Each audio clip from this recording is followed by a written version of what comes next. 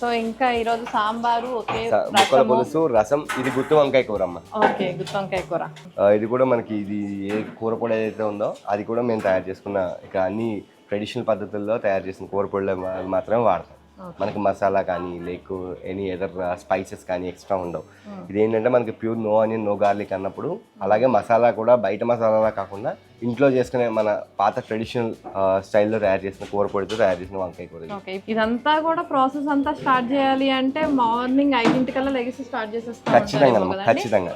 అంటే జనరల్ గా only afternoon lunch వరకే ఇక్కడ. ఓన్లీ లంచ్ అమ్మా. 12 to 4 అంతే. 12 to 4 లంచ్ ఉంటుంది. అవును. ఎందుకని మరి మార్నింగ్ టిఫిన్స్ కానీ ఈవినింగ్ డిన్నర్స్ కానీ పెట్టాలి? ఇంత ఇదిగా ఇంత పర్ఫెక్ట్ గా చేయాలంటే ఆ టైం కావాలి మాకు. సో మళ్ళీ మేము మార్నింగ్ బ్రేక్ఫాస్ట్ పెట్టి లంచ్ కి మళ్ళీ డిలే అవుతుంది. సో ఇంత పర్ఫెక్ట్ గా చేయాలంటే డెఫినెట్ గా ఆ టైం కావాలి మాకు. పెట్టేదేదో ప్రిపరేషన్ టైం డెఫినెట్ గా ఈ క్వాలిటీ రావాలంటే ఈ మాత్రం ప్రిపరేషన్ టైం మస్ట్. అలాగే ఇది చింతపండు పులిహార.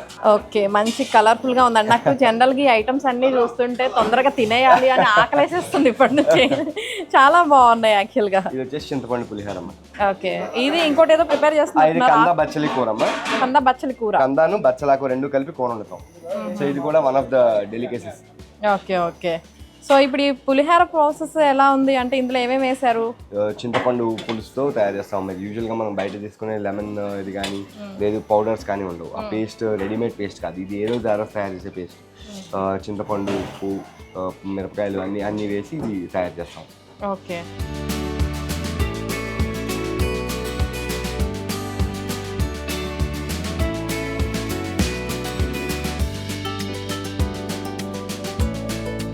సో ఆల్రెడీ ఇవాళ చింతపండు పులిహార ఉంది, బట్ ఇంకొక రైస్ కూడా ఏదో వెరైటీగా కోకోనట్ రైస్ అమ్మా. ఇది కాజు కోకోనట్ రైస్. కాజు కోకోనట్ రైస్.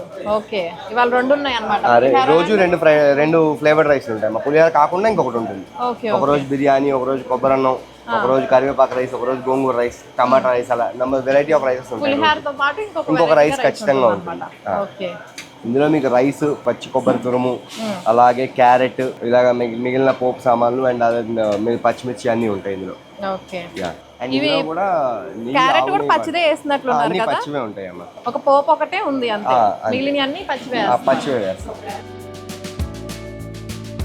అంటే ఎన్ని సంవత్సరాలు అవుతుంది హోటల్? ఇది 6th ఇయర్ అమ్మా. స్టార్ట్ చేసి ఇది 6th ఇయర్ రన్నింగ్ యాక్చువల్లీ. 2019 లో స్టార్ట్ చేసాము. ఇది 25, so 6 years. Okay. And general గా ఇంత రైస్ కలపాలంటే చేత్తోనే కలపాలి. చేత్తో కలపకపోతే మీకు ఆ ఫ్లేవర్ పట్టుకోదమ్మా. మీకు ప్రతి మెతుక్కి ఫ్లేవర్ పట్టుకోవాలంటే ఖచ్చితంగా చేత్తోనే కలపాలి. ఇది మనం మామూలుగా ఈ గరిటెలతో కలిపితే మీకు ఆ ఫ్లేవర్ పట్టదు. ఓకే, అంటే ఏం డౌట్ పడవసరం లేదు ఇక్కడికి వచ్చి తినాలని. అంటే చేత్తో కలుపుతున్నారు, హైజీన్ గా ఉంటుందా లేదా కూడా అవసరం లేదు. చాలా హైజీన్ గా ఉంటుంది. ప్రతి ఒక్కళ్ళు కూడా అంటే జనరల్ గానే బ్రాహ్మిన్స్ అంటే స్నానం చేసిన తర్వాత వంటగదిలోకి వెళ్తారు అని అంటారు. ఇక్కడ అందరూ కూడా మంచిగా నీట్ గా స్నానం చేసి బొట్లు పెట్టుకొని అంటే ఒక పద్ధతిగా ఉన్నారనమాట. సో డౌట్ లేకుండా తినొచ్చు. అంటే కొంతమందికి ఉంటుంది కదా ఫీలింగ్, అందుకని అడుగుతున్నాను. సో ఓకే, ప్రస్తుతానికి అయితే క్యారెట్ వేసారు అంతే కదా? ఇంకా కొబ్బరి కోకోనట్ వేసేసారా? ఓకే. నెయ్యి అండి ఇది?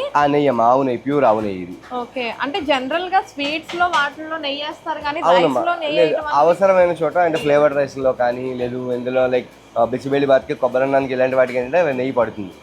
సో అలాంటి వాటిలో డెఫినెట్ గా వాడతాం. అవును, వెజ్ బిర్యానీస్ కి వాటికి వేస్తాం. ఆ బిర్యానీ కూడా వేస్తాం, బట్ ఈ కొబ్బరి రైస్ కూడా వేస్తారని అయితే నేను ఇప్పుడే చూస్తున్నాను. ఓకే, ఆవు నెయ్యి, ప్యూర్ ఆవు నెయ్యి అమ్మా.